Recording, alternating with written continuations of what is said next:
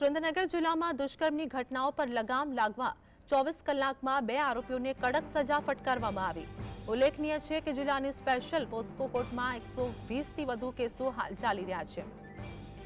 તો પોસ્કોના ગુનામાં 20 વર્ષ સુધીની સજાઓ નરાધમોને ફટકારવામાં આવી રહી છે। હજુ પણ 8 કેસોમાં પોસ્કોના ગુનાને અંજામ આપનાર નરાધમો ટૂંક જ સમયમાં જેલ ભેગા થશે।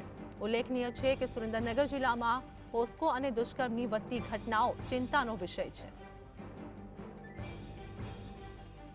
નામદાર કોર્ટે પીડિતાની સ્થિતિ ધ્યાને રાખી અને તેને કાનૂની સેવા સત્તા મંડળને હુકમ કરી અને પીડિતાને 1,50,000 કોમ્પન્સેશન સ્કીમમાંથી અને આરોપી જે વળતર જે દંડ ભરે એ રકમ પણ આ કામની ભોગ બનનાર પીડિતાને ચૂકવવો એમ 1,68,000 રૂપિયા ચૂકવવાનો નામદાર કોર્ટે આજે 24 કલાકમાં બીજો ચુકાદો